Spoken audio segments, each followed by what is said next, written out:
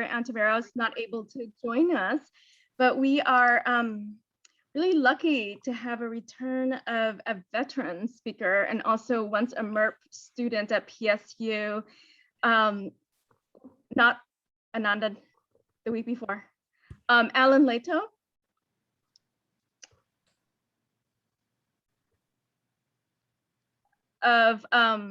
Of TriMet, who's our Director of Business Planning and Access Management for TriMet. Ananda, this is next week's presentation. I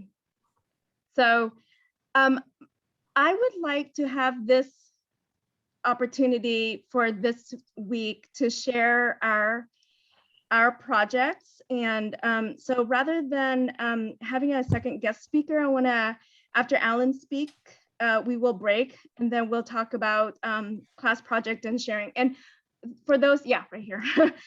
This is the agenda, not what was on previously. So we'll have an opportunity to share what your ideas are for our class projects. And I've got some really great responses from some of you. And also I know we're all in exploration phases right now on our projects, which is great. I think some of these projects are really amazing. They're very timely. And I wanna spend the second part of this class so that we can share ideas and also talk about what your plan is for the project. And so midway in the class, after Alan's presentation, we're gonna do a poll, which will, I wanna take a poll as to your interest in the November 13th field trip. And so we're gonna do that poll later this midway in the class to get a feel as to where we are. I wanna ask what your level of comfort in terms of an hour and a half, 2 hour walk along 82nd Avenue. We've got representative from Oregon Walks and also our House Representative Confam will also be joining us, and also some representative from the J District in Opano who would be a part of this field trip. And I'm ending the field trip with a pho lunch. So Alan, maybe you can join us if you're interested. It's on a Saturday. We'll send the invitation to most speakers as well, but I just usually want to have an opportunity for folks to share stories and enjoy a meal together, because that's important. But it's not gonna be a dim sum meal. We'll have our own, but we'll do a head count later as to kind of preliminary polls, so I could get in touch with the restaurant to let them know that we'll be there.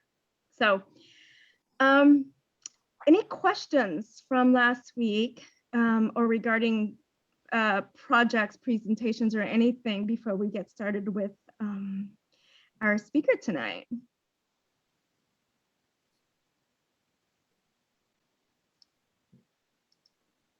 I don't hear anything. I don't see anything. So Alan, I think, yes, congrats to thank you, Tim. Our representative Confam, who will be joining us for the field trip, won the Alice Award through the Street Trust. So let's talk about transit. We have Alan with TriMet, and Alan has, like I said earlier, he's a veteran of this. He's one of our original speakers from years ago. When I took this course, Alan came to speak also on the planning for transit many years ago. So I want to hand it over to Alan to share what's going on with TriMet.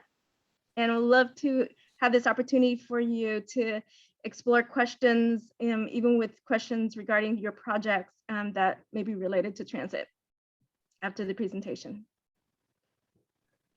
Great, thanks, Sui. And not only have I presented to this class before, but in, I think it was 1996, I took the class.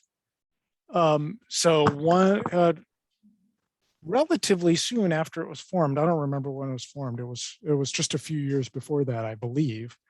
I took it as a grad student at PSU and learned a lot from it, and love to try to give back. So I hope that this will be informative for you. Okay, I am now sharing what I believe is a full screen PowerPoint. Hopefully that's what you're seeing. I'm going to start talking, but feel free to stop and interrupt me with questions if something's not making sense or whatever. And there's a lot in here. I'll probably go fairly quickly, but obviously stop me if something, it just isn't working. So I'm going to talk about transit in the region, but I think in order to do that, you really have to start with the context. And I do a version of this presentation to lots of different groups, including people who are visitors to this country. And one thing that you may know or may not, depending, but that we all need to remind ourselves periodically is that the Willamette Valley is a really special place. It is some of the best farmland. It is a great place to live. Barring heat domes, it's a great place to be just about all the time. And it is a place where all these wonderful things happen with beautiful rivers and just amazing growth everywhere. But it's surrounded by mountains, ocean, and desert for like 1,000 miles in all directions. So when we think about what we do with urban space in Portland, we are actually talking about what we are doing with great land that could otherwise be farm and forest and natural habitat. So that is kind of the big picture context. And you think about how amazing the Willamette Valley must have been, and how for, as far as we know, at least 15,000 years, there were the First Nations here were taking care of the Willamette Valley. And that's what made it appear almost Eden-like when the first European descended people started coming across the Oregon Trail. Now I'm going to talk a little bit, just some background about TriMet, and then I'm going to come back to that context and why it matters. Portland is, as a metropolitan area, somewhere 24th, 25th largest metropolitan area in the country. I think it's 25th now, but these data are from a few years ago, and this was the best I had. However, we are, before COVID, number 11 in the number of transit boardings, and number 9 in terms of boardings per capita.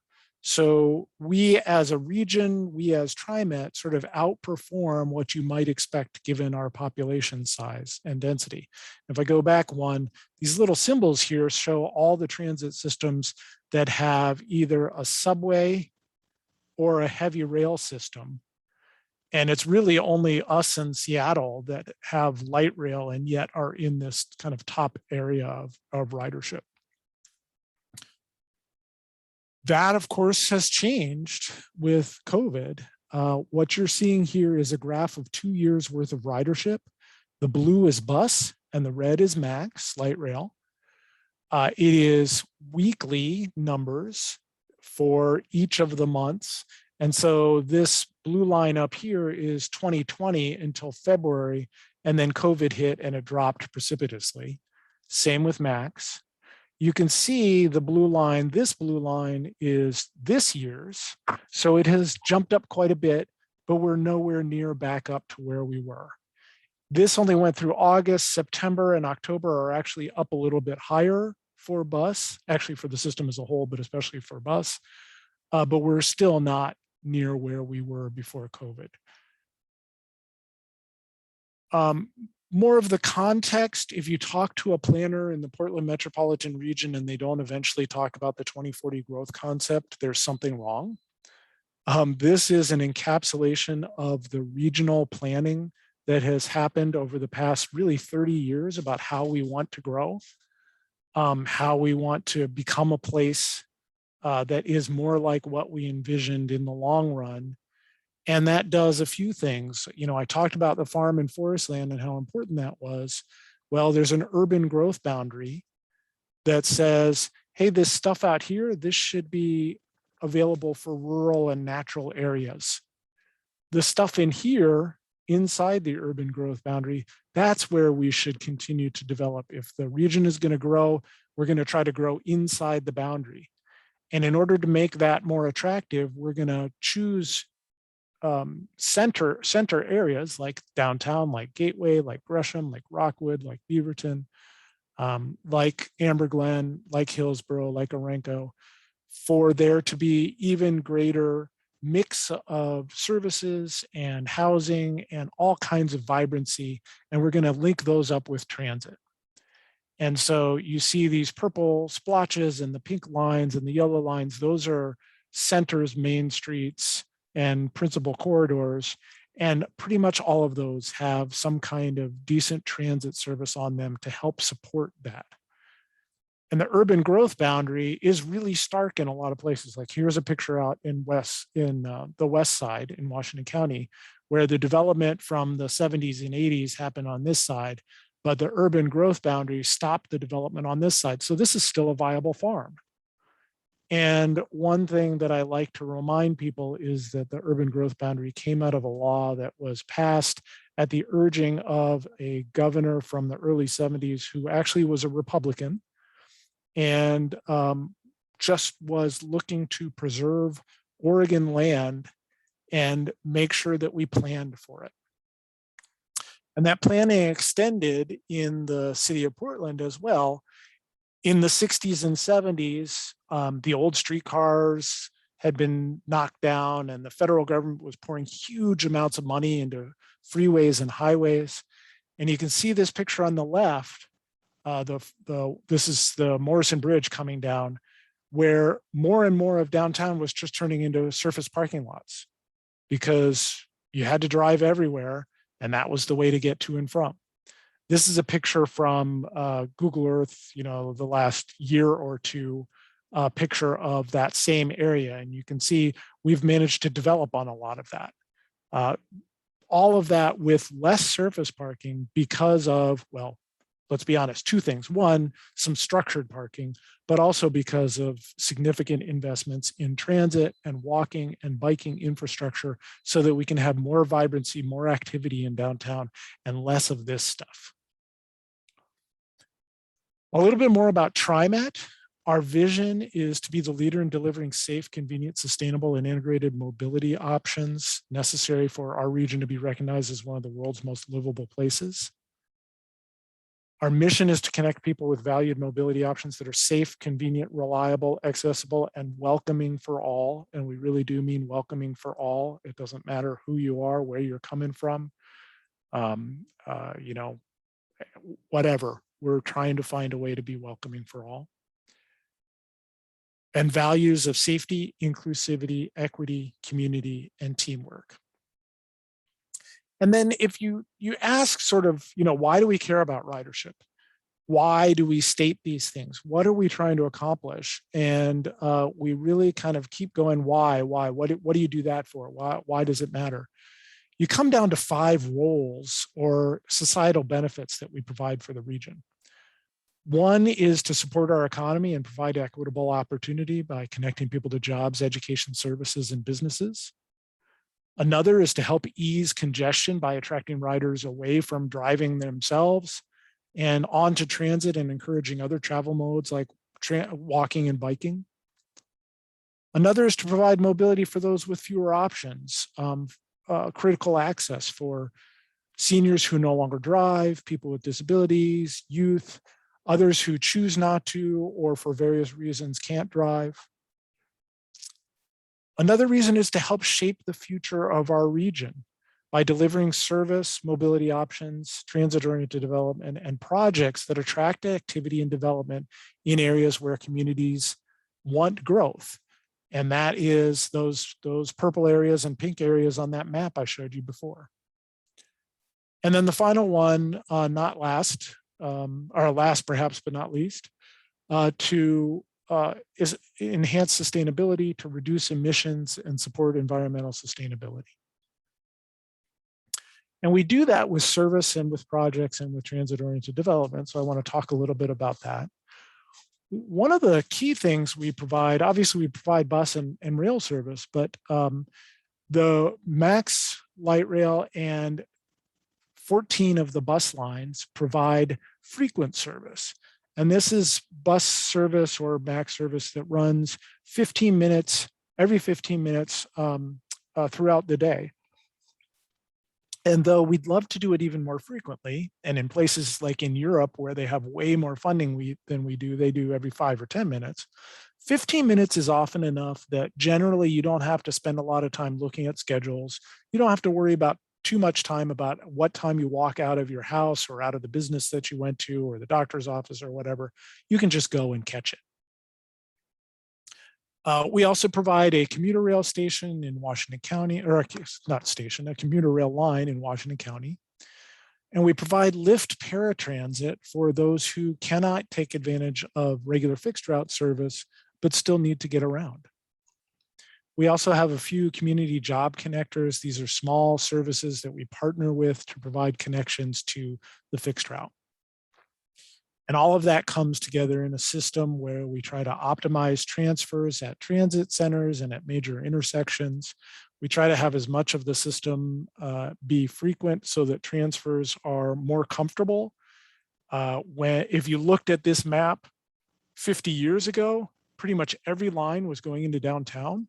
Now you can see there are crosstown lines that allow transfers in multiple different directions. So if you're at Division and 162nd and need to get 122nd and Halsey, you can just take the line 2 and then transfer to the 73. You don't have to go all the way to downtown and then all the way back. And so these are the fixed route transit options. And you think about the kinds of options that we had 20 years ago, transit, driving, walking. These days, there's a lot more. There's bike share. Biking is even stronger because of all the infrastructure that's been put in. There's even the occasional pedicab, other bus systems, e-scooters, all of that kind of stuff. And so that's why, in addition to providing service, we also provide enhanced transit trip planning.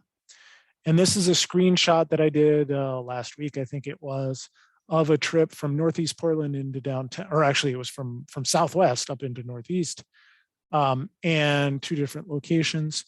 One, this is a snapshot from a smartphone, and this is a picture from a website.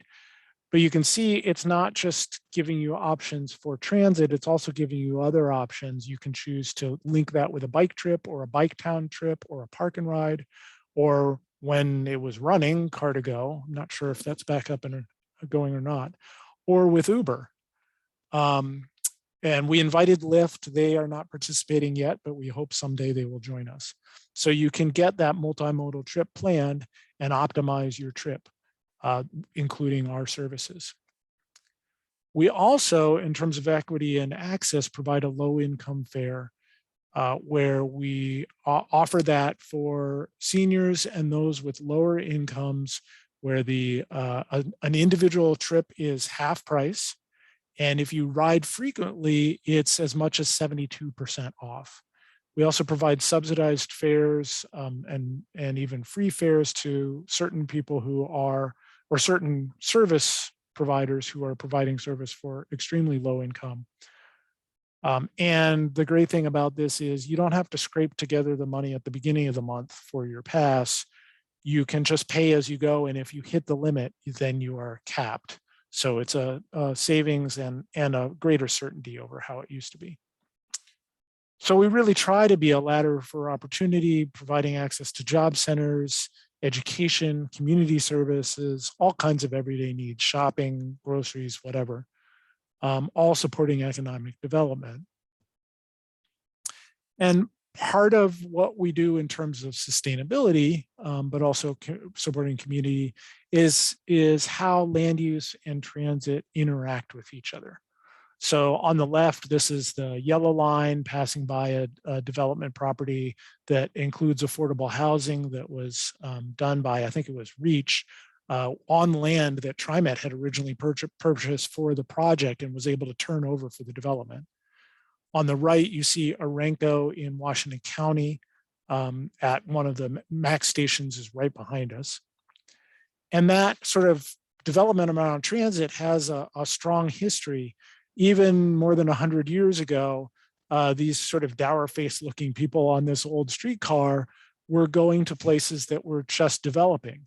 And if you look at on the right side, this is a map from, I don't remember the year, I think it's like 1920, something like that, of the streetcar lines in Portland. And if you look at these lines, pretty much all of them, or I should say it the other way around, all of the most interesting, walkable, vibrant main streets in Portland today, in the old part of town, are places where there was a streetcar.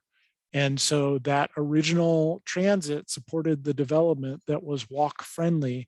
And even 100 years from now, or from then, we are still benefiting from that. And that kind of shaping of the future is still happening around the transit system, the new transit system with the light rail lines, where the light rail stations represent about 6% of the land in our district. So we've got a pretty big district. There's lots of area. A lot of it's covered by buses or even access to park and rides and paratransit and things like that. But the station areas that are walkable station areas are about 6% of the land, but 39% of all the housing units that have been built since the local light rail line was built. So it's gathering a lot of development to it, allowing a lot of people access to all of the various services that are all along the system. And that also leads to sustainability in a lot of ways and opportunity. And this was evidenced by some academic research that was done actually out of the University of Utah, where they looked at 2 corridors before light rail was built. So there's in the mid-90s, this West Side corridor and the Southwest corridor were very similar in terms of demographics and travel behavior. Then light rail was built and they looked at it about a dozen years later. And not only did max ridership jump up, obviously, because suddenly there was a max line there, transit ridership in general was higher, but so was walking and biking.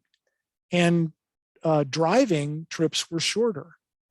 So for every mile we got on somebody riding on max, we got more than 3 miles worth of saved driving because of both the transit and because of the changes in development. And you can kind of get a sense here where this is downtown Tigard, and which does not have light rail, and this is Orenco, which does have light rail. And you can just see larger multifamily buildings. There's a lot more shopping along here. There's a grocery store right over here. There's just a lot more going on in that area so that people can get to it easily and close. And you see the same kinds of patterns around light rail. This is Russellville at 102nd. This is Gresham. This is actually that same one up on Interstate. And this is the Lloyd District. And that switch over time has generally happened, not because of transit necessarily, or certainly not exclusively, but the black line is multifamily housing, the blue line is single family housing. And the more of that we get, the closer things are, even though it makes parking harder and all of those kinds of things, the easier it is to get to destinations. We also see, this is a map of commercial property that was built in the region since 2000, and a lot of it is on either max light rail or on frequent service bus.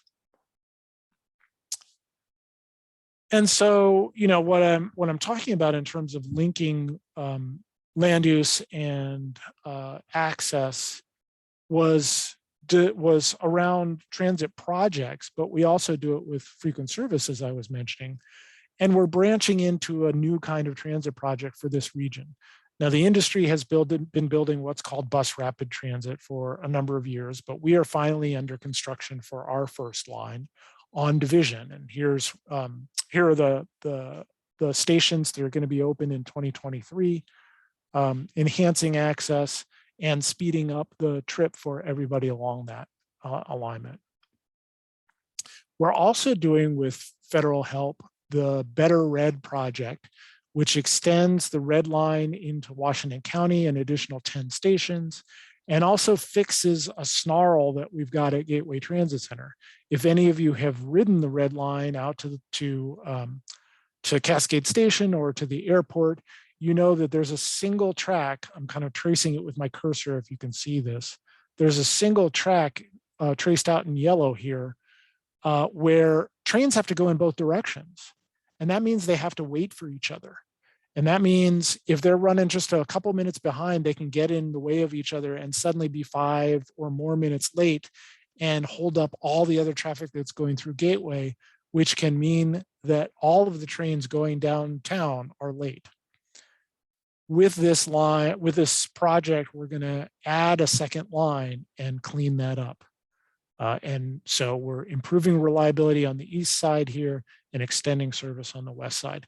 And this one fix is going to make the whole system work better. We also had on the ballot last year, Southwest Corridor Light Rail project, which did not pass, but it was going to include new light rail line, bus connections, and affordable housing at key stations. A few other things we're doing in terms of supporting sustainability. This is a picture of our first fully electric bus. We actually have, I think it's 7 on property now. We have 5 of these, which are shorter range because they at the time we ordered them, they just couldn't pack enough batteries on there. We now have 1 longer range, and we have a longer range 60-foot bus. This is a 40-foot bus that you're looking at, which is kind of the standard size. And we intend to continue expanding those so that by 2025, we are no longer buying diesel buses at all.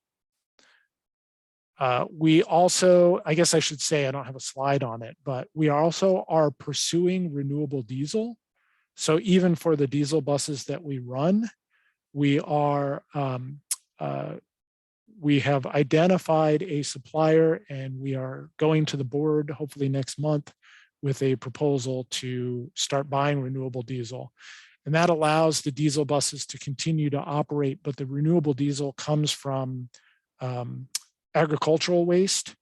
And so it is not a petroleum product and significantly reduces the greenhouse gas emissions by more than half. We won't know exactly how much until we know exactly where it's coming from and where it's shipped from, but that will at least reduce our bus emissions. We also, in June, began buying 100% renewable electricity from both PGE and Pacific Power so that our max is fully zero emission, and those electric buses are fully zero emission. So we're doing what we can on a number of fronts there. With that, I'm gonna stop presenting and see if you all have comments or questions, and I'm happy to fill in details as topics come up. Thank you, Alan. I see a couple of hand raised, and feel free to ask the question in the chat as well. We'll take them as they come along. But first up is Hendrik. Hi, and thank you for that presentation. It was great. I have a specific question regarding roles. So there are some pretty clear roles for TriMet, but it seems like over the past few years, additional roles have been thrust onto TriMet, like, you know, dealing with houseless individuals who rely on TriMet for air conditioning and general transit, but also sometimes safety for their livelihoods. So what is the current challenge for TriMet, and do houseless individuals affect other rates of people using TriMet?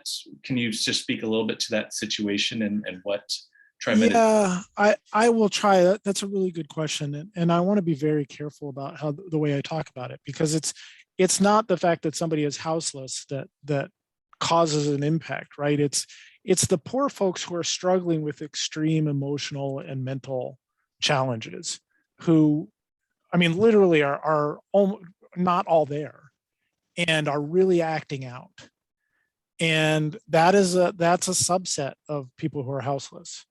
And they do present an issue for our riders. And there's a certain level of discomfort. And we continue to increase our try to increase our presence on the system without reverting to sort of police presence, but trying to enhance our supervisory presence, our customer service presence, as a way to just diffuse those situations. And we'll ask people to deboard. If we absolutely have to, we'll get in help to remove somebody, but we try to avoid that. And we are really looking for ways to improve our customer experience for most of our customers. At the same time, the best we can do to help is to partner with other, the county and the city and other places to try and encourage ways that those folks get help so that they don't, get kind of stuck in this situation where they're acting out in a way that hurts so many others. So it's hard. We don't have a perfect solution. We have, with lots of help from the public, reduced our reliance on sort of sworn officers and increased our reliance on other people who have had de-escalation training to try and just diffuse situations. Thank you. Yeah, thanks for the question. I also saw a hand of Sam. Sam, you had your hand up? Yes, I'll take your question next. Yes, I live in Hayden Island, and I know a lot of people from Vancouver who are adamant about TriMet. And one of the reasons they give is that because there's only one track per north or south route, you have to stop at there's no express trains. And so consequently, from Vancouver, it takes a half hour, 45 minutes, maybe, if they add new stops. And they prefer sitting in the freeway on a bus than, because they say, well, at least it's an express bus. It's a BRT. Is there a solution to with multiple tracks for an express route from Vancouver? Yeah, it's an interesting question, and we delved deeply in the previous project that was called the Columbia, what was it? CRC. Columbia River Crossing. Columbia River Crossing. Gosh. Which is now returned as the Interstate Bridge Interstate project. Bridge Replacement Project. Yeah. Mm-hmm. We've never met an acronym we didn't love. But what happens is it is, as you might expect, very expensive to build a brand new alignment, which you would have to do because there's no room on interstate to build passing tracks. And the brand new alignment likely would have to be in the freeway right of way. And there is not really space there without rebuilding all of the structures. And so logistically, it just becomes extremely difficult to find a way that seems cost-wise and construction-wise reasonable to do that, which is why I think it has felt to some people why there isn't an absolutely perfect solution. But we keep looking at, well, is there something we could do with bus? Or, it may not be the fastest trip, but at least it's a reliable trip if you go down interstate. And we've also looked at and considered, though haven't triggered anything, are there ways for us to speed up the service on interstate between the stations to at least reduce travel time for everybody? So there's no perfect answer. There are lots of possibilities that have things that need to be considered on both sides. Great, thanks, Ellen, and thanks for the question, Sam. Yeah. Next up is Hammy. Hi there. Thanks for Hello. being here. So my partner and I live down in Southeast, just off of Hawthorne, around 31st. And what we've noticed is that to try to get up to North Portland, like, from to around like Overlook Park or something like that, it's really difficult by bus. You got to basically go downtown first. Are there any plans to connect Southeast with North Portland and, kind of inner Northeast area? Yeah, if you look at, I didn't include it in here, but we have on the web service enhancement plans that show some of our thinking about future service. And one of them at some point called for at least considering a sort of mid-20s line. And I've been, I got my start in transit planning in 1995 as an intern for Jarrett Walker at a place called Nelson Nygaard Consulting Associates. And one of the first projects I worked on was a long-range vision for TriMet. And back then we drew a route. And the reason we've never implemented it is because you literally can't make some of the turns with a full-size bus. If you think about, just try to drive it or bike it. You think about, you'd probably I live just a little ways north of you, just north of Gleason around 31st. In my area, you'd probably want to go down 28th. But there's no easy way to get to 28th without doing some radical turns that buses don't do well. And so part of the problem literally is just the street network isn't set up for it. The other issue is you wouldn't really want to do that unless you could make it frequent enough to really be attractive, because otherwise you wouldn't get much ridership on it. So, the best I can say is we hope someday it's viable. We don't know how to do it right now. Thank you. Yeah, thanks for the question. And I'll just extend that. You look on in East Portland and East County, there are basically missing north-south. We're missing one last north-south line, 148th, because we chose to do 162nd first. But someday we'll come to 148th. But after that, there are still north-south gaps, but there's no real way for us to serve them because there's not an appropriate street for a bus to operate on. And that's the sort of, transportation guides land use, guides transit, guides land use. And it's just a struggle. I see this may be a really good visionary project for the next generation. Yeah. Yeah. Kathy, I see your hand up. It's been up for a bit. I'd like to take your question. So I've been working with a group called Bike Loud in downtown Portland, and they have two questions that I'd like to kind of run by you. One was about if the MAX lines in the downtown should have private vehicles on them. Is that something that the system has talked about, just making those transit only streets? And then the other one is actually putting bicycles on MAX equipment. It's very difficult, especially for people with mobility issues, to lift their bikes up onto bike hooks. And if there's been any thought about putting bikes on MAX trains especially off peak hours, that don't have to be, lifted up onto hooks.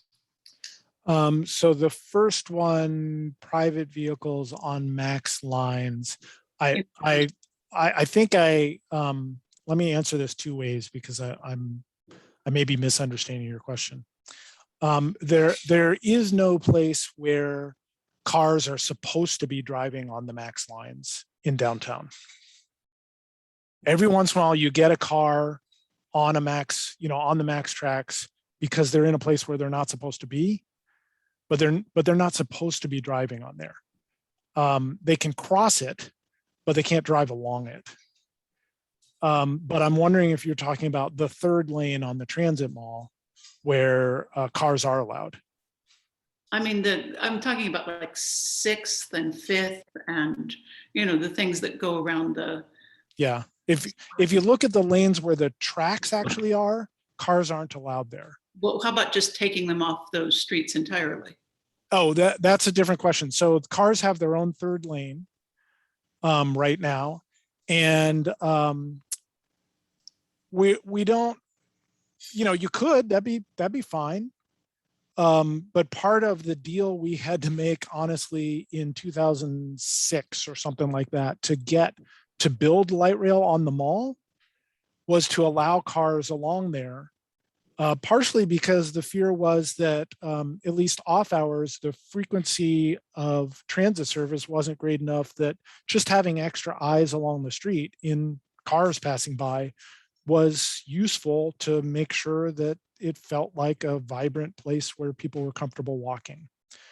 We managed to come up with a operating scenario that where, the light rail and the buses kind of do that dance between them. I led the team that came up with that. As far as I know, that is still the only place in the world that does it exactly like that. But we managed to come up with a way to make sure that buses and light rail could work really well, and the cars could be over there and it doesn't matter. So, could we take it off these days? And is there enough walking? And maybe you could convert that to bike? Sure. That's a policy question. That's not an operational question, really, right? The second question, I'm sorry, I just forgot. It was about putting bikes on the Max. Right, especially for people with disability issues. Right. So what you've got is the best of a compromise. When we first started figuring out, because it used to be you just kind of drag your bike on and stash it wherever you could. And then when we said, wait, hey, we need a dedicated place for bikes on there, it was the hooks that ultimately we worked with what was then the Bicycle Transportation Alliance and stakeholders to identify that was kind of the best of not wonderful options. And so you still can, I believe we still enforce this way, bring your bike on and not hang it if you can kind of mostly get it out of the aisle. And just kind of shove it into that space. If you can manage to get it up the stairs of one of the old Type 1 cars while they still operate for the last year or two, you can also put them there. But yeah, I mean, the best I can say for right now is we know it's not perfect, but we couldn't find a truly perfect way. This was much better than what we used to have.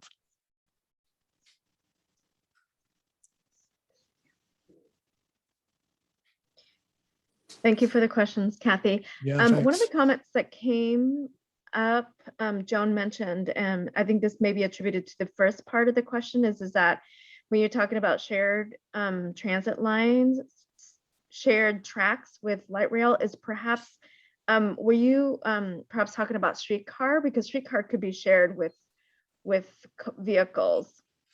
So, yeah, on 10th and 11th. On 10th and 11th, yeah. Can I interject there? Because For a minute? Sure.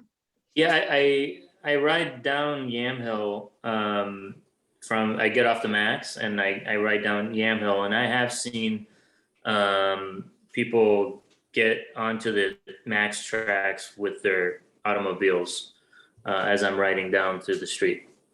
Yeah, it definitely happens occasionally, and occasionally we do reviews to figure out whether we can do anything with signage. We will sometimes do enforcement sort of campaigns. So it doesn't happen often, but it certainly happens. Thank you. Next question. Next person is Keith.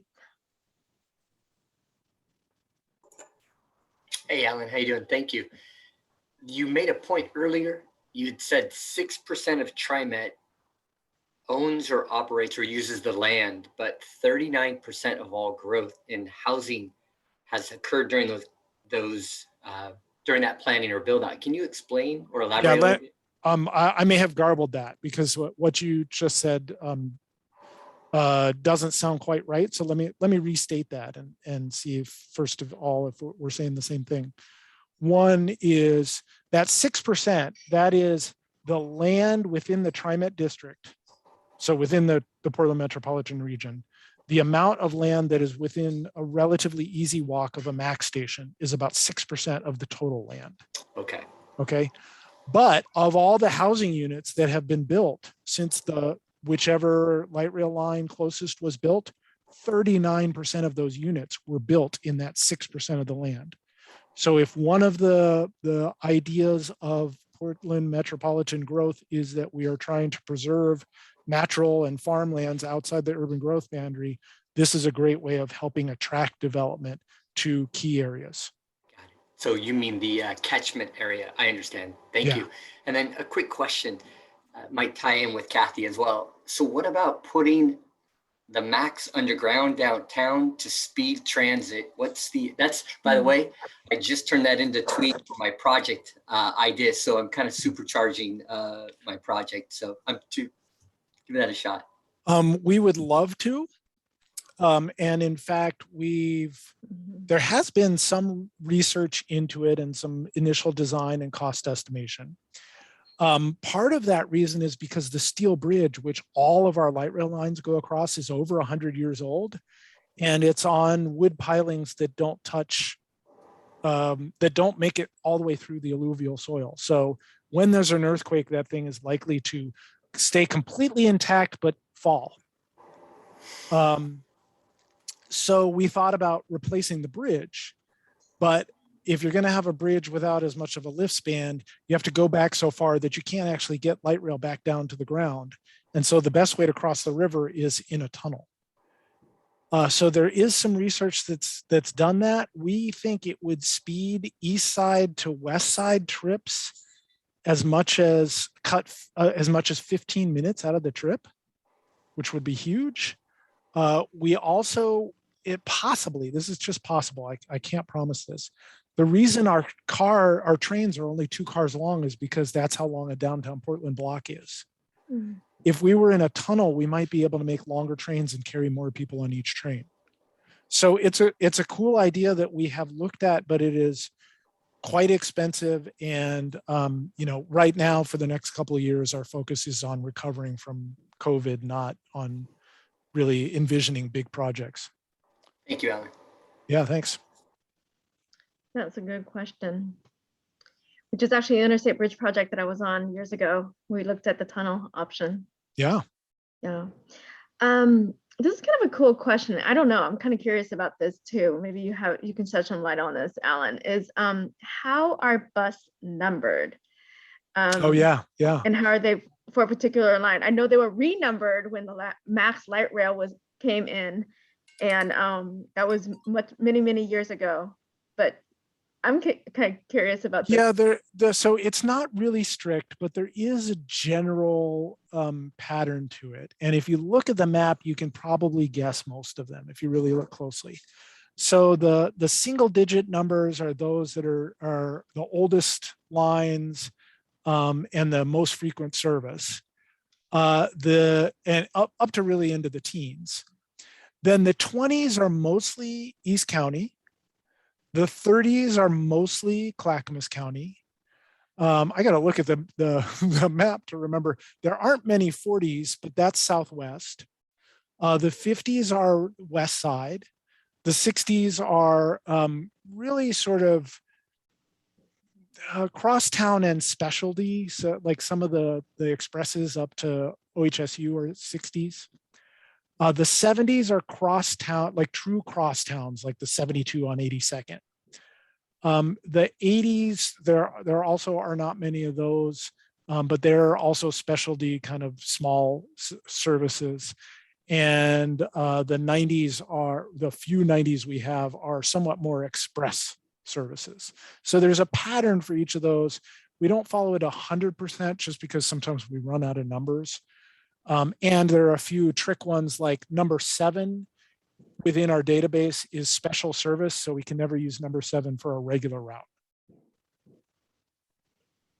And number 100 is actually the max line, so it can never be used for a bus line. That's a really cool trivia. I've never knew about that. I'm gonna have to listen to this recording again and write that down. Great question, Maria. I love that. The next question is regarding renewable electricity. And Jo had asked this question. She had asked, can TriMet save more? And if so, by how much % by switching to renewable electricity and diesel? And does TriMet have a plan to reduce the bus waiting time to 5 to 10 minutes? So that's okay. So several different questions there. Yeah. One, we've already made the switch to renewable electricity for all of our electricity use. So we've already done that. It does cost somewhat more, and presumably will for a while. We will be exploring in the long run a longer term commitment that perhaps would bring down the cost somewhat. But at least for the next, few years, the renewable option is going to cost more than the non-renewable option. The renewable, the second one was renewable diesel? Sorry. Yeah. Sorry, yeah. So renewable diesel, we hope to implement that in the next 3 to 6 months. It depends on, our board has to approve it. It's a big contract. And then we have to start getting deliveries and work on that. And then the third question was increasing frequency on the buses. The trick with that, of course, is resources. A bus route that is currently running 15-minute headways, you have to double the number of buses and the number of drivers and the number of mechanics and everything else. So it costs twice as much to run every 7.5 minutes as it does to run every 15 minutes. So we don't have a timeline for that. It's more like a super long-term vision / desire. Great. Thank you for the question, Joe. Yeah. You okay, Alan, to go for a few more questions? Yeah. It looks like there's some in the chat too. Yeah, there are. I'm reading the ones up on the chat as they're coming along. So Okay. The next question is more of a policy question. It comes from Ada. She'd like you to talk a little bit on the relationship between PBOT, ODOT, TriMet, and where transit funding comes from. Yeah, so transit funding comes from a range of different sources. The biggest one is a payroll tax. Most of it paid by employers, but a small amount by employees. There's fares, obviously, though that pays for less than 25% of the costs. And then there's federal and state grants as well, mostly federal, but a little bit from the state, that support our state of good repair. And some of them are just come because we get a lot of ridership and we're a big region, and some are competitive and we try to compete for those as well. For example, the Division BRT, the FX, is being built with competitive grant funding. Great, thanks for the question, Ada. Next one is regarding electric buses and how they're being allocated to routes. And it seems like they could be a boon to low-income neighborhoods that already deal with more than their fair share of emissions. So yeah, that's a great point. So we were forced, because of the infrastructure, to put our first 5 electric buses on line 62 on the west side, because we had a transit center at the end of the line where we could do, it has to literally top up its charge at the end of each trip. The new ones that are coming, though, can run for longer periods and don't have to charge as often. And they're going to be headquartered out of our Powell garage, which is at Powell and I-205. And that serves some of the lowest income neighborhoods on the east side. So we will be able to deploy those as we start getting more into neighborhoods where, the absolute lack of emissions will be a real help. And I'm happy to say that the renewable diesel not only reduces greenhouse gas emissions, it's also a cleaner, more refined fuel because it's being made artificially. It doesn't have some of the junk that comes in petroleum. And so the emissions, which are relatively clean already, will be even cleaner. And that'll be system-wide. planning for the future. Always. Yeah, here's another question that looks at the max line and whether it could be pushed going through southeast going through east-west. Wait, the max line through southeast, you mean from the orange line out to the green line, like through down, I don't know, Powell? Does that sound? has TriMet considered making a max line that pushes through southeast going east to west? Yeah, So I'm going to imagine that's something like a Powell line. It has been considered in the past. I'm sure you could find a regional planning document that had a sketch of that somewhere.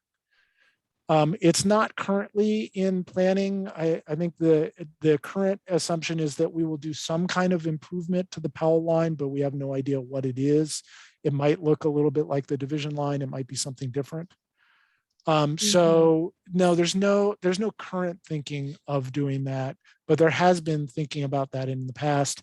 In fact, not long after I started working at TriMet, I had a student group come and do a project that was looking at a Powell/Foster alignment.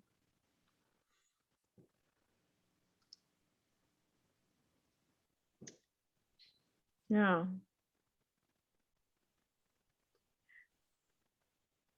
We'll just have to get that back in the voters' hands for funding.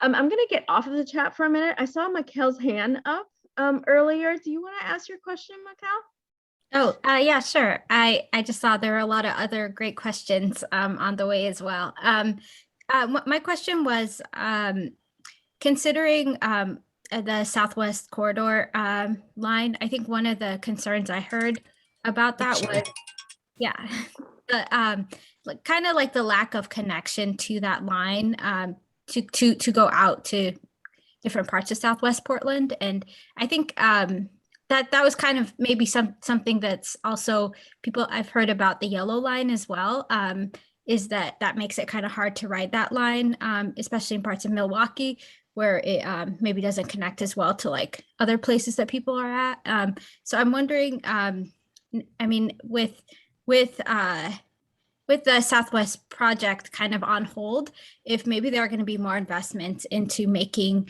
the MAX stops more of like transit hubs. That was really helpful for me when I lived in Northeast Portland, that all the MAX stops were kind of transit hubs.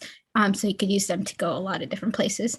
Yeah, and the beauty of North Portland is that it's built on a grid. So as you know, almost every station had a bus line that crossed it, which meant that you got more access. Southwest and far southeast are not built that way. So on the orange line going out to Milwaukee, you actually, most of the stations have buses that connect and you can expand more widely. But on the Southwest, part of the project actually was to improve pedestrian and bicycle access, and also to sort of rethink the bus lines to make more connections.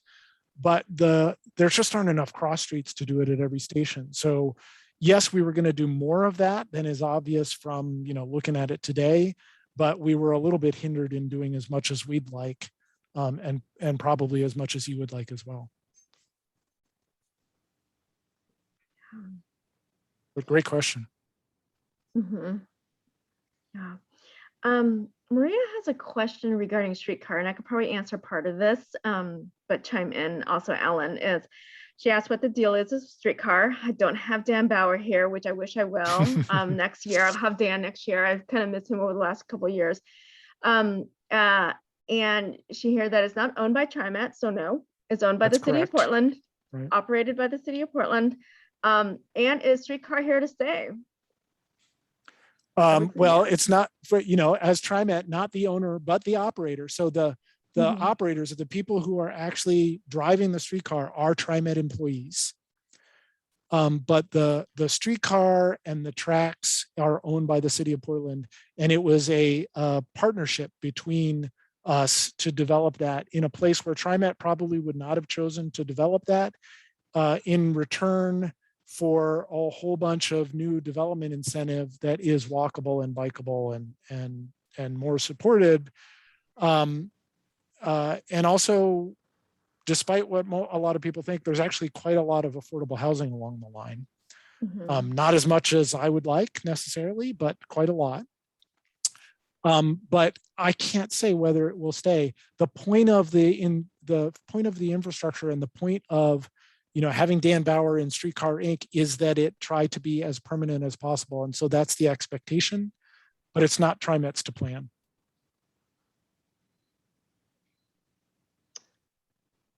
Yeah. It's like a retro return back. It was Streetcar had a mojo back in the 90s and 2000 to bring back all the lines. So I want to go to Jordania's question regarding fare. What is TriMet's current stance on considering free access versus paid to increase ridership? Yeah, basically, that was actually part of the bond measure or the vote that would have made it the free access available for high school students throughout throughout the region. Unfortunately, that was one of the many things that went down when that vote went down. Our kind of where we are right now is if we got rid of fares, that would cut back our operating funds even more, and we'd have to cut service. We believe that providing more access and more frequent service so that people get to where they need to go is better than reducing the cost for everybody. However, if somebody wants to, shower us with funds to be able to do that, we'd be more than happy to do that. And I don't say that flippantly. It's just, it is a fair amount of money. And so it's hard to see exactly how we get there. It would be wonderful if that happened. I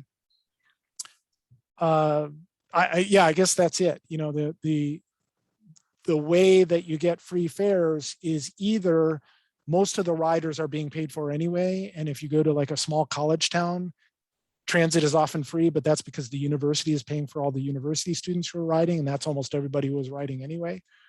Or the city or somebody else chips in a lot of money to help pay for it. And what we see is the ridership goes up slightly.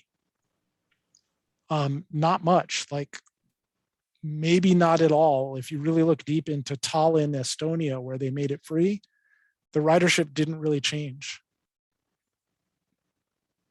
So there are other barriers to transit that are more in the way than a half price fare. There's another question along the same line, in that how does TriMet ensure riders are paying fares when riding the MAX? We have fare inspectors.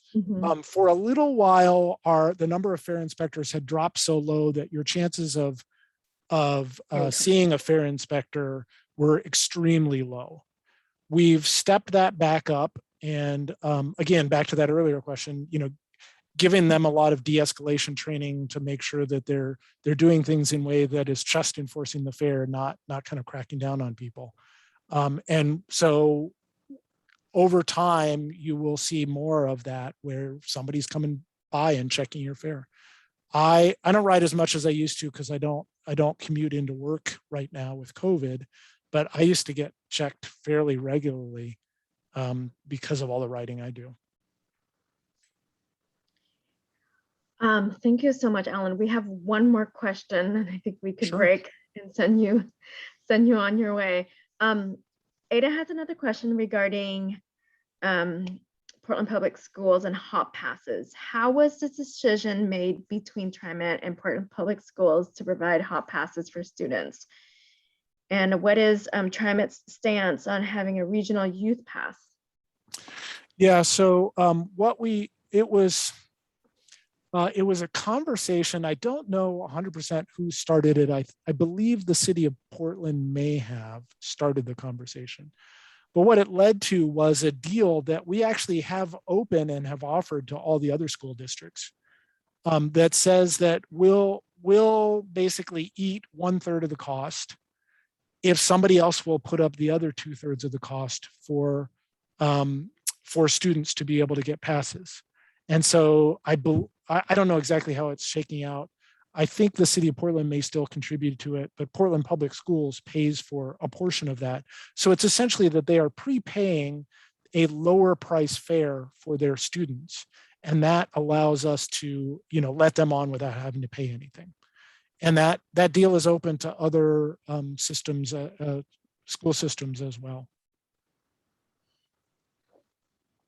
Thank you so much. It's really great to have you back, Ellen. Nice to be back. And I really appreciate Yeah. all the great questions.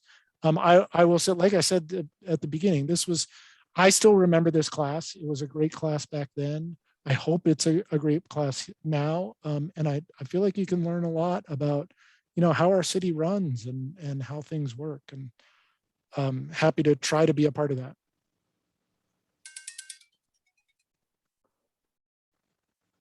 Great. Thank you. Thank you. Thank you for joining us tonight. And I think this will be a great opportunity for us to take a break. All right. Take care, And, everybody. And I'm happy to yeah. answer follow-up questions if anybody wants to email me. Awesome. Thanks. Let's break for 13 minutes.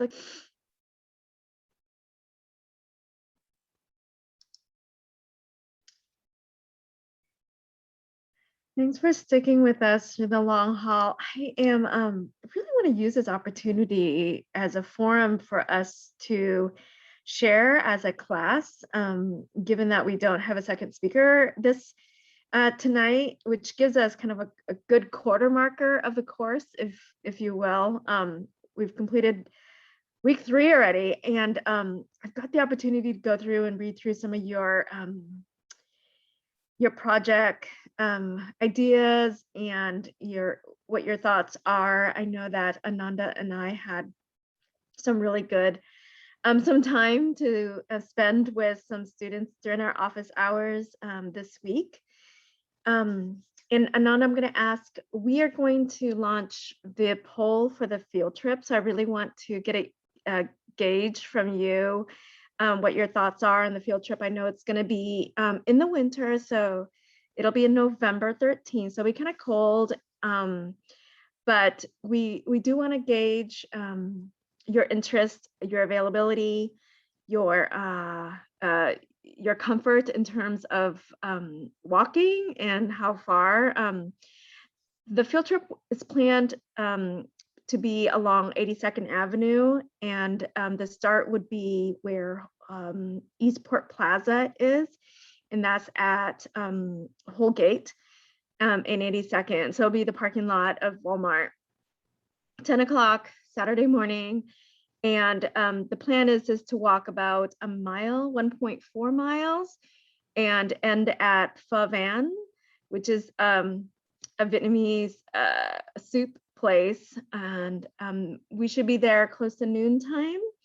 And the midpoint would be, or a little bit beyond midpoint, would be a stop into the J District and the Opano area, where we would be met by our state House Rep, Confam, and the representative from Opano in the J District. And the person who will be helping me lead this field trip will be Ashton Simpson of Oregon Walks. So yeah, if we can launch the poll, I want to get an idea. And my intent is, given the size of folks and everyone, we would, I also want to open this up to last year's class, because last year was also during COVID and we didn't get a chance to meet in person. So I wanted to ask first from this course, what the availability is, and then extend the invitation to last year's course. So I see a couple of questions here. So Trisha had asked, I said November 13th. Did I say December? It's November 13th, Saturday, November 13th. Okay. And is there vegan food at Pho Van? I want to say yes, but I'm not entirely sure. So it is? There is, yeah. Okay. Yeah, so answer the poll And what I can also do as folks are going to share with their projects, I'm going to look up the pho van restaurant and we can take a look at it. Somehow there are several pho vans in the Portland Metro Beaverton area. This one in particular doesn't have a their own website, but I'll look it up and I'll put it in the chat so we can take a look at that. I wanted to open this up for any of you who wants to spend like the next 35 minutes to talk about your projects and your project ideas. I see a hand up. Keith, is that your hand? Oh no, that's my cursor. But does anybody want to start? Want to share about what your project idea is? Hey, Twee, I'll start. I don't Okay. have my hand raised, so forgive me, I'll jump in there. So you kind of heard, I sent in about 3 of them to you. One of them was for possibly moving Max Underground downtown to speed transit. And Alan had a great question, or he answered the 15-minute transit time reduction is exactly what you need to get more people on it.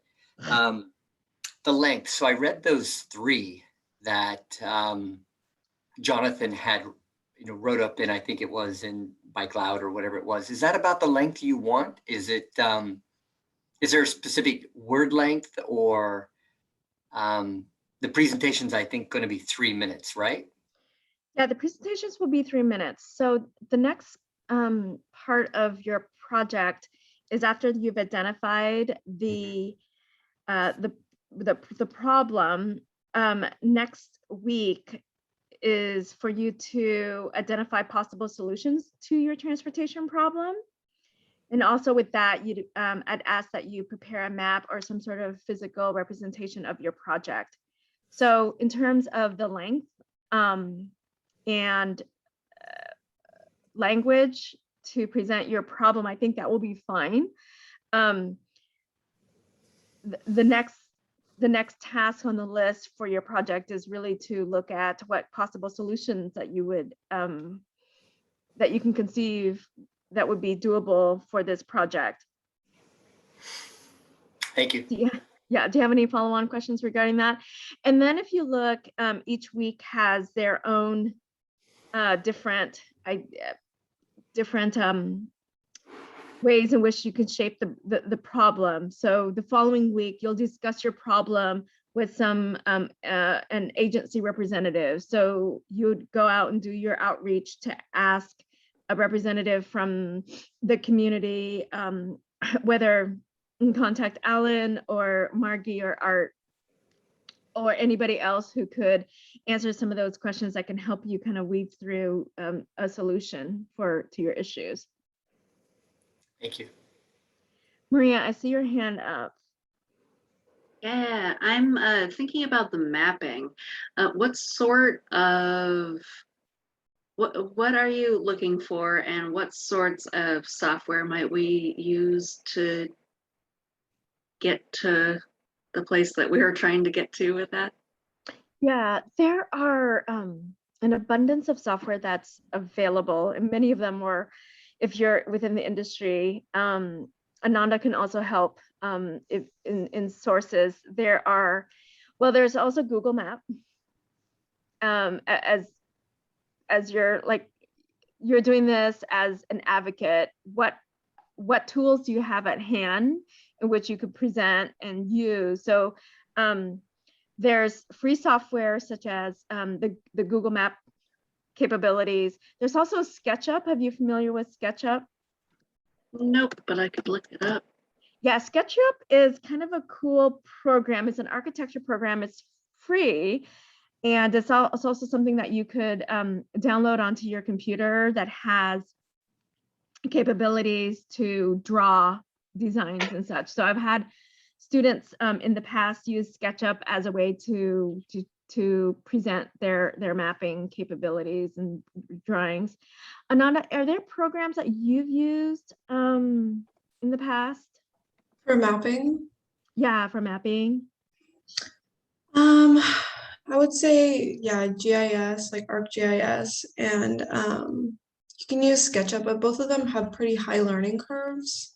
So if you haven't done either of them before, and you're not someone who's like super good at picking things up, I probably wouldn't put yourself up to that challenge, especially for GIS specifically. You need to buy the software and it's very expensive.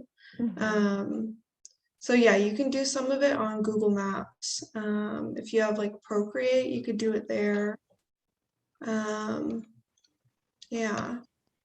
Yeah, Kathy, thanks for putting this in the chat. There's a program called Street Mix, and I used that last year, and it's a pretty good program where students was able to put together some design.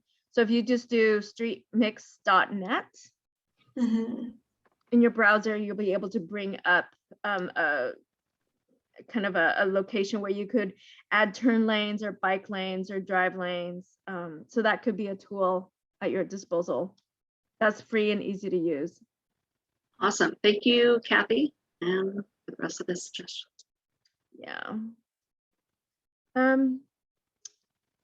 Yeah, does anybody else want to share or have any other questions? I see Joan and Hammy. Let me can go first. I'm curious to hear what other folks are doing. Glad to share mine too, though. You can go first, Joan. So I had about 800 ideas that I narrowed down to 3. And 2 of them are related to, so I work at, well, I'm working from home mostly now, but I work at Portland State, and it's pretty easy to get to Portland State on a bike, but bike routes away from Portland State, strangely, are not comparable. And so there are 2 different things I wanted to look at, 2 separate things. This isn't one project. This would be, I'm trying to choose between one of these 2 or another one. One would be basically looking at a bicycle route from Portland State basically to the Broadway Bridge. So kind of the equivalent of Broadway, but going in the other direction. And I have a handful of ideas for that that I would actually like to see implemented. But so it would be a really big project though. The other route that I think about is if you want to go from Portland State down to Waterfront Park and specifically to Betternado, or coming soon to Betternado, or like the Hawthorne Bridge, there's not a bike lane. It's a really weird gap. Like there's not really a good way to get to the river from Portland State on your bike. So so those are 2 things that I want to look at.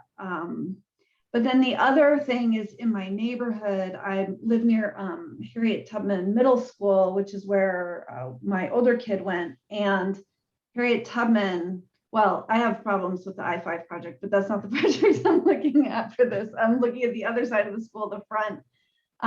It's a really popular bicycle route, and cars often take North Flint in front of school. And I think there's a lot of conflict, and it's frustrating to me because I want bikes and cars to not go on to Flint until maybe they're on the other side of Tubman. And so I sort of wanted to look at ways that it might be possible to make the space in front of Tubman a little lower stress.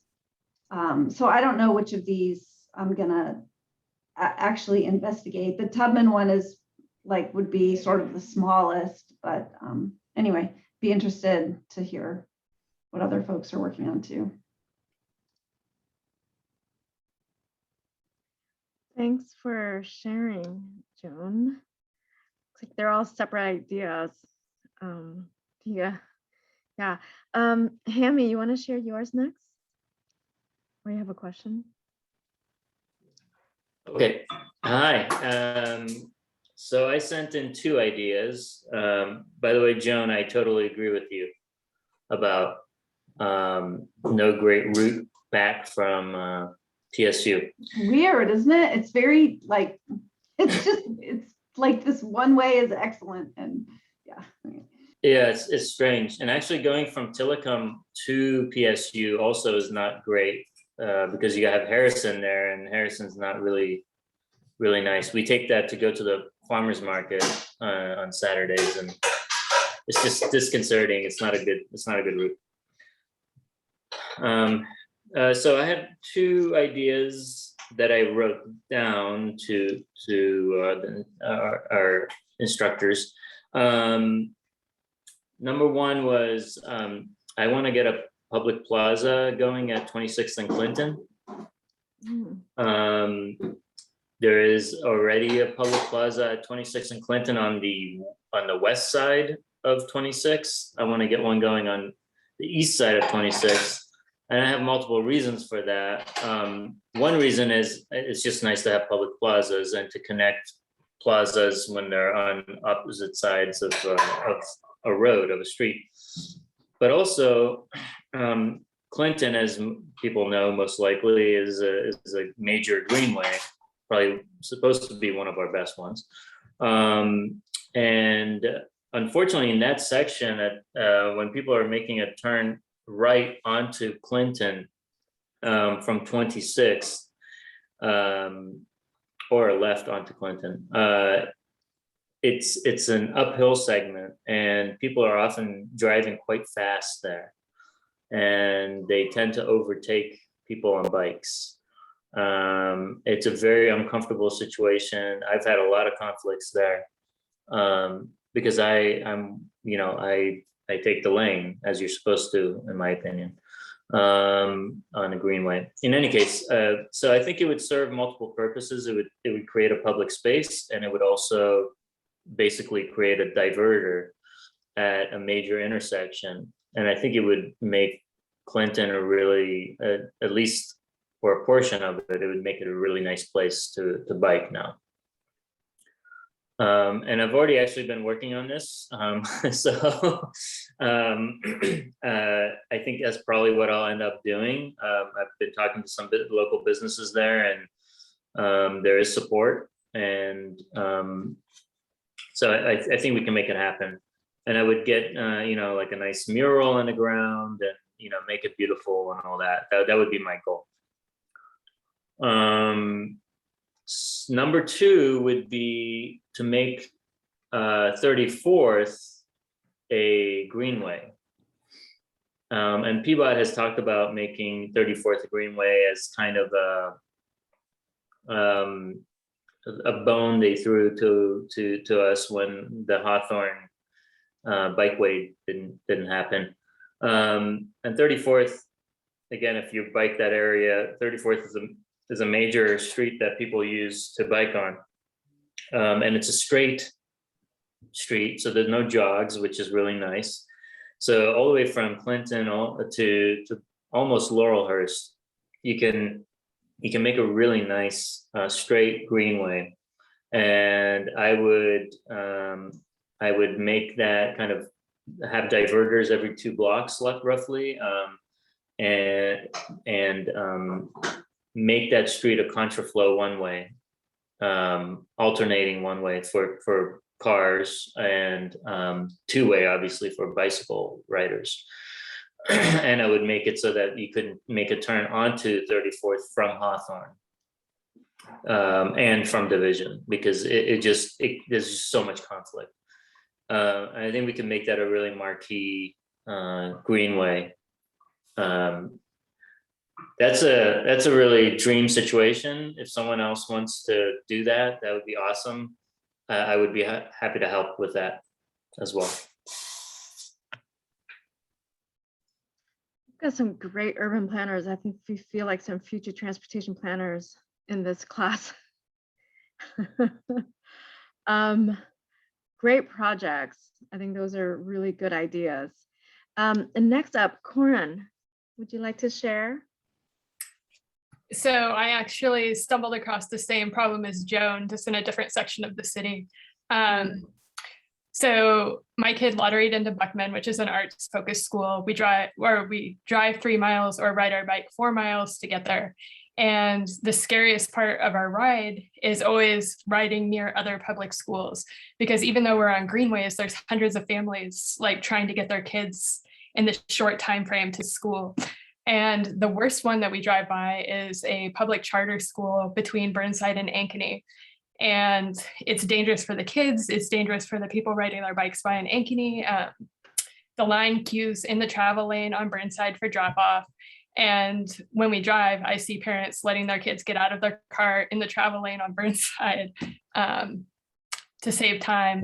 And the line backs up, there's kids everywhere. And then they go through this parking lot at the school and come out on Ankeny, which is a greenway. And the parents are in a hurry, people biking are in a hurry, and it creates this huge conflict for half a block before the cars are diverted and have to turn right. And most of the bikes continue through heading west on Ankeny. So I think a lot of the schools problems could be solved by like behavioral changes, like at individual schools, but then some could use an infrastructure boost with diverters and maybe some extra space for people in that half block. So parents could safely drop off their kids and the bikers could safely get around everyone without causing any conflict.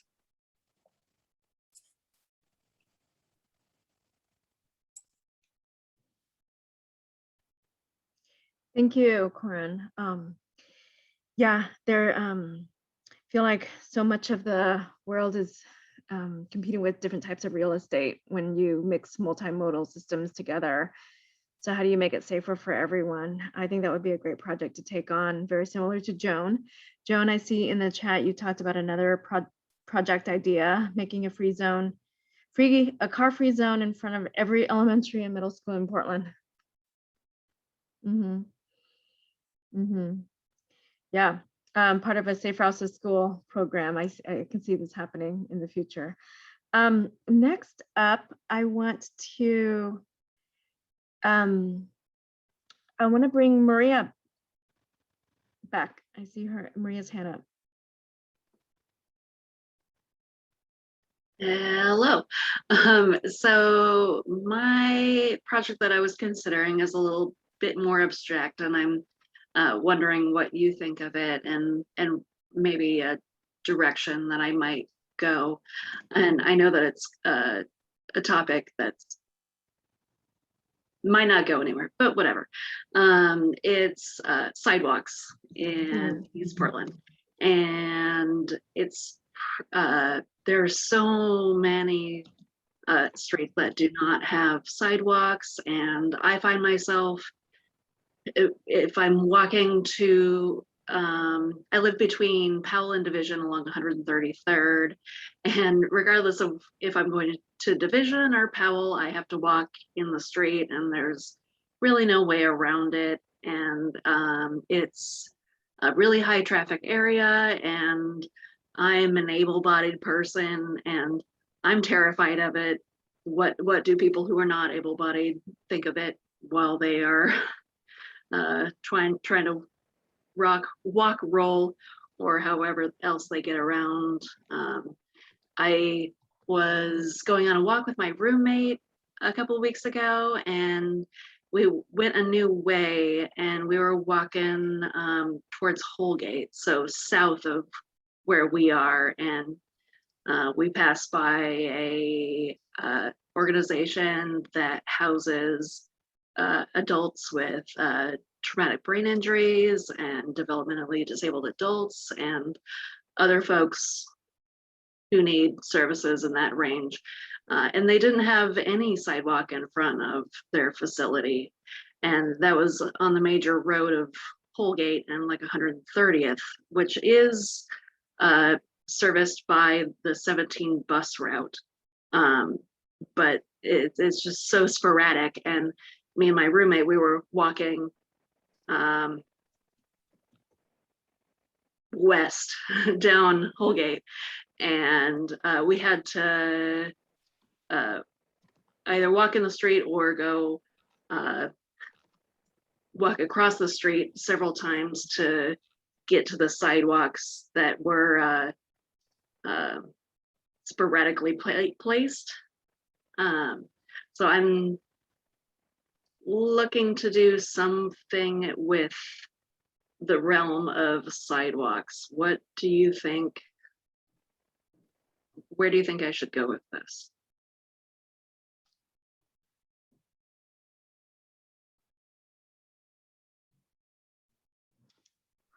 I think it's a conversation you'll need to have with somebody at PBOT.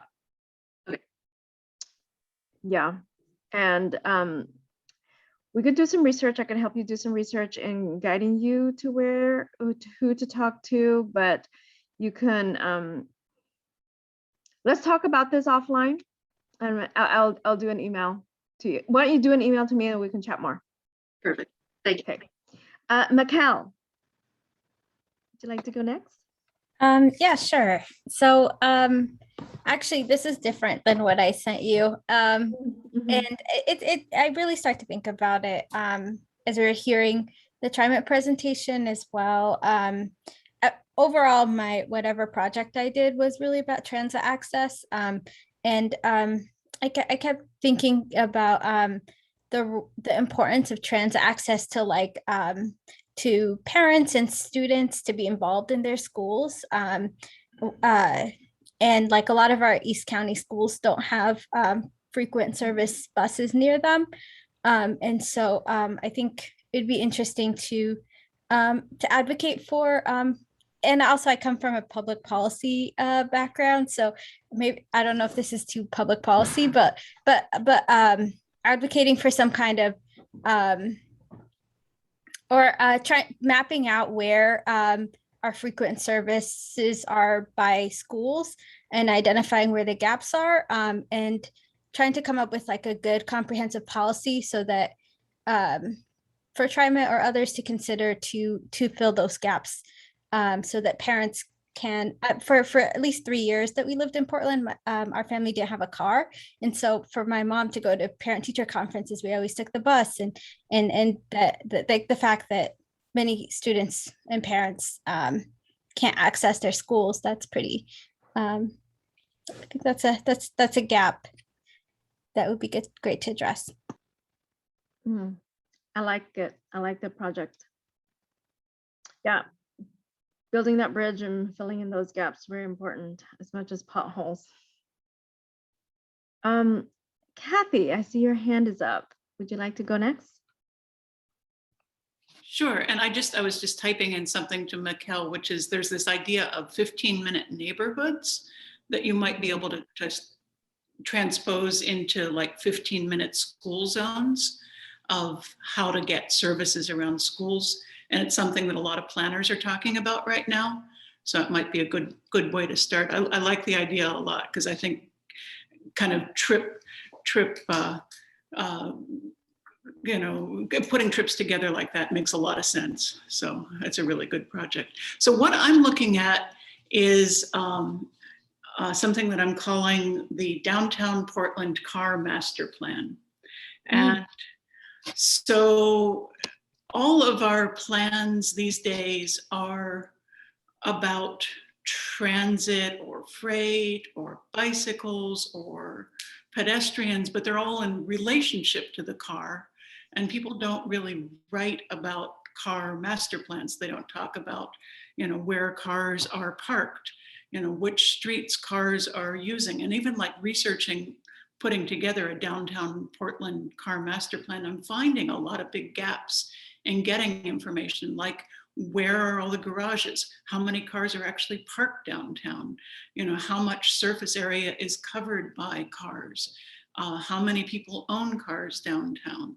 And getting that information, I think, is really going to help influence other kinds of modal plans. So it's looking at a car as a mode rather than as the baseline for what all other plans are. And, I don't know how far I'm going to get with it. I'm going to put, pages of it together, sort of do an outline, but it's, it's an ambitious plan. I'll see where it goes. But it's something that always bothers me about plans is that all of the bike plans and the ped plans and the freight plans are all in relationship to the car plan, but there's never a car plan that you can refer to. So that's what I'm working on. And I'd love to have your ideas because, I've been looking around for other cities that do car plans. They really don't. I mean, we have transportation plans, but they don't really call out the car as a mode.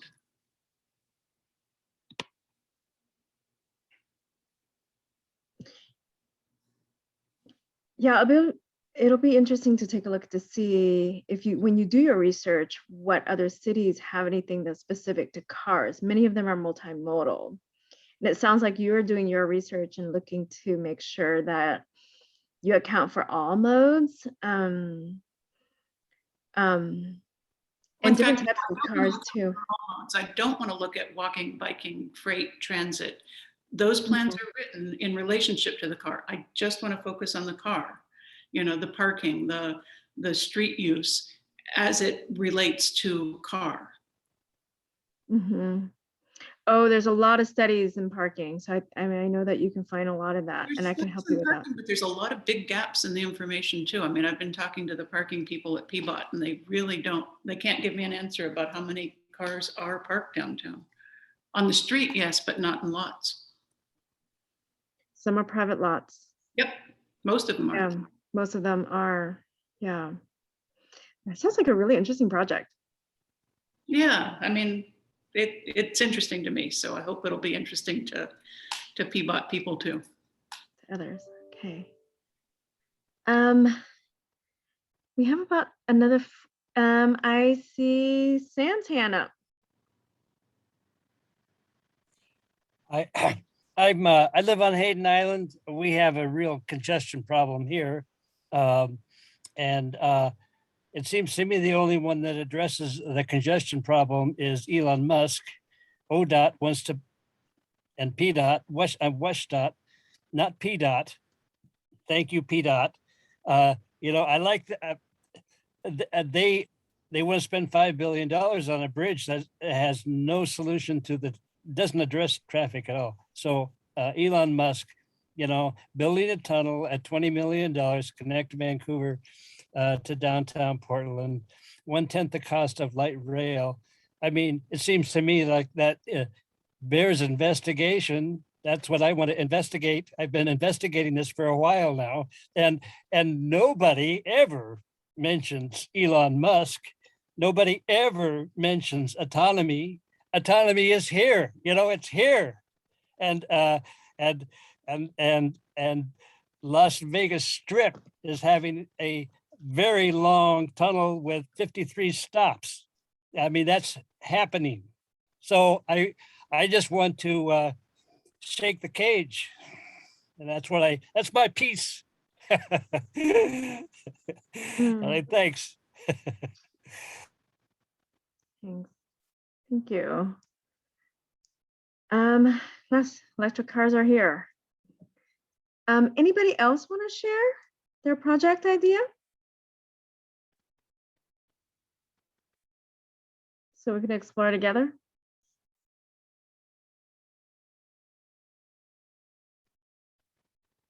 Trisha, I see your hand up.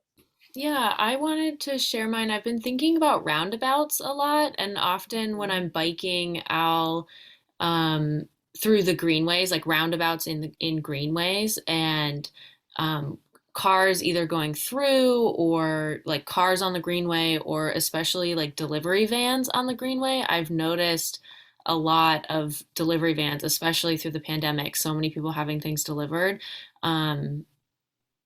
So my question, I guess, would focus on how do we make our greenways more bike and pedestrian centric and less like delivery van or people using them as throughways?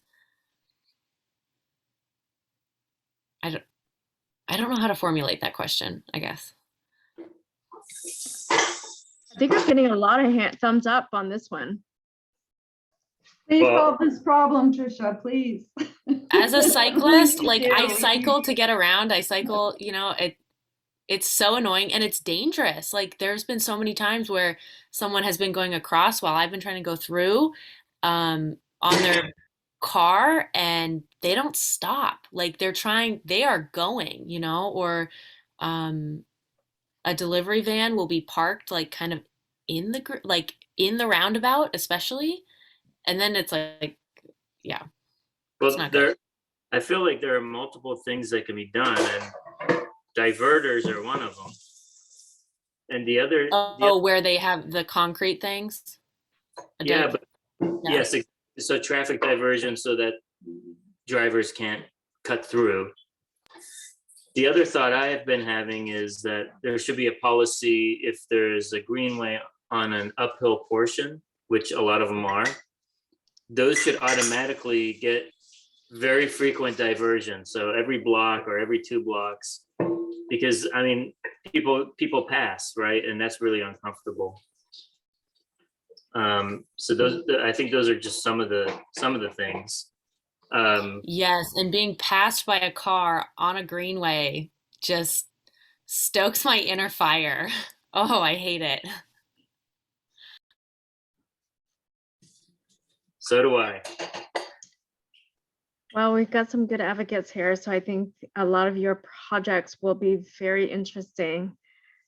Get the cars off the road, get more bikes and pads out. Did anybody, I wanted to ask before we close tonight, anybody see the new bridge come up over the weekend? Yeah, It's super cool. I saw Earl. I saw Earl out there. So that was, you know, he had a very nice purple Cannondale bike that he rode to check it out. So he was out there. It was really interesting to see it all. And the Peapod folks who were there were very, like, were excited to be talking to people and explaining it all. So that was really great too. Yeah. Hendrik said he was out there until 8 p.m. Yeah, it was amazing. It was amazing to see it come up. It's like in your lifetime. Same thing when I saw Tillicum come up. It's like in my lifetime, there's a bridge. There's a new bridge.